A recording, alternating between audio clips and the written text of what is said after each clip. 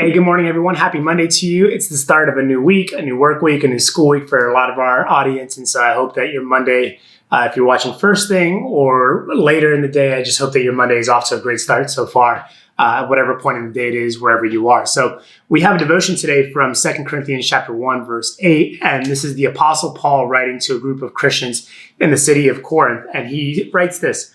We think you ought to know, dear brothers and sisters, about the trouble we went through in the province of Asia.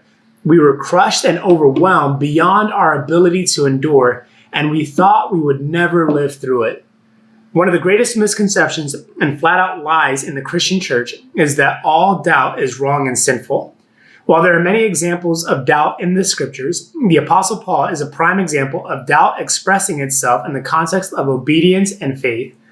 Paul and his companions, were led by the Holy Spirit to go on a missionary journey to spread the gospel of Jesus and begin new gatherings of believers across Asia.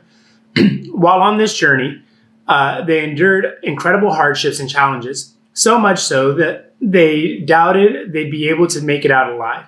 And like Paul, your circumstances may lead you to wonder or question or doubt whether God has your best interest in mind. But as we'll learn throughout the rest of the month, and specifically from Paul, our doubts don't tend to be the problem. It's what we do or don't do with them that is. So I'll read that last sentence again. As we'll learn from Paul, our doubts don't tend to be the problem. It's what we do or don't do with our doubts that is. And, we've talked a lot about kind of where doubt comes from. Now we're moving into is doubt wrong? How does God respond to our doubt?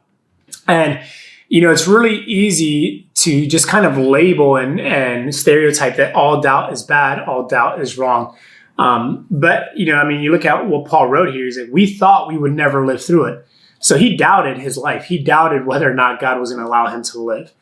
So it's not like doubt or all doubt is wrong or sinful. But as, we read just now, it's what we do with those doubts. It's how we respond to them. It's how we react in those moments of doubt and where we take those doubts, or to who we take those doubts. And so as we move forward into this next kind of couple of days, my encouragement to you is to just really assess where you're at in faith and doubt, and then be comfortable bringing those things forward and saying, God, I'm going to bring my doubts to you. I'm going to bring the full scope of them and trust that you're going to be faithful to respond and answer in a way that helps me move forward. So hope that encourages you guys today at the start of your week. I'll see you again here tomorrow on Everyday Faith.